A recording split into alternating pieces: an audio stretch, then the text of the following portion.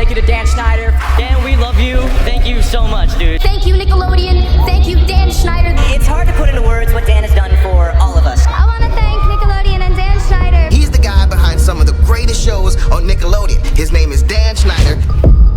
Dan Schneider, or Dan Schneider. Welcome to SK Pop, folks. Today's story is especially going to interest the 90s kids. We're going to talk about the creator of our most beloved childhood series, from such as The Amanda Show, Zoey 101, Drake and Josh, iCarly, and Victorious. Let's find out what's actually happening. So, the Investigation Discovery's docuseries, Quiet on Set: The Dark Side of Kids TV, just released last month, and it revealed a behind-the-scenes look at the grim side of Nickelodeon and looked into the allegations of discriminatory behavior against Dan Schneider. Now, who is Dan Schneider and why is everyone against him? Dan was famously known as Nickelodeon's Golden Boy, as he was the mastermind behind several of the network's most successful live-action series. Nickelodeon's Golden Boy. He created these shows that were hugely successful for them. No one had ever really done sketch comedy starring kids for kids. But Dan has faced allegations of fostering a hostile work environment, characterized by widespread incidents of harassment and racism.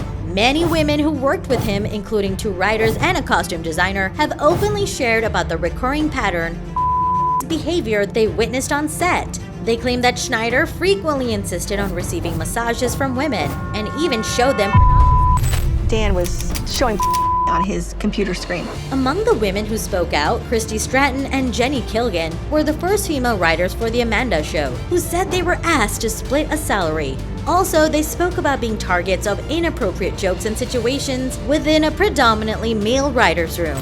Working for Dan was like being in an abusive relationship. Schneider denied all allegations of paying female writers less and has offered apologies for his inappropriate remarks towards them. It was wrong to have put anyone in that situation, he stated, referring to the massages he had requested. It was wrong that I ever put anybody in that position. It was the wrong thing to do. I'd never do it today. I'm embarrassed that I did it then.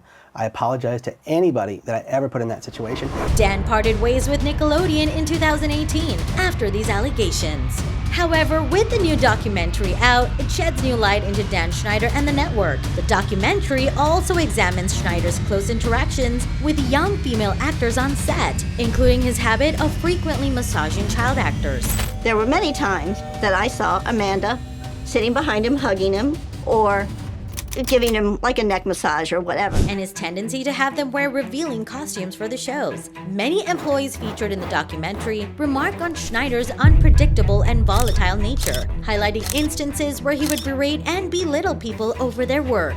So what does Dan have to say about all these remarks on him? Dan Schneider posted a 19-minute reaction video that struck a more apologetic tone. He said, "Watching over the past few nights was very difficult.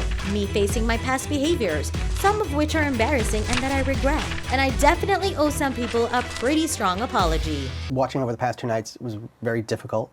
Me facing my past behaviors, some of which are embarrassing and that I regret.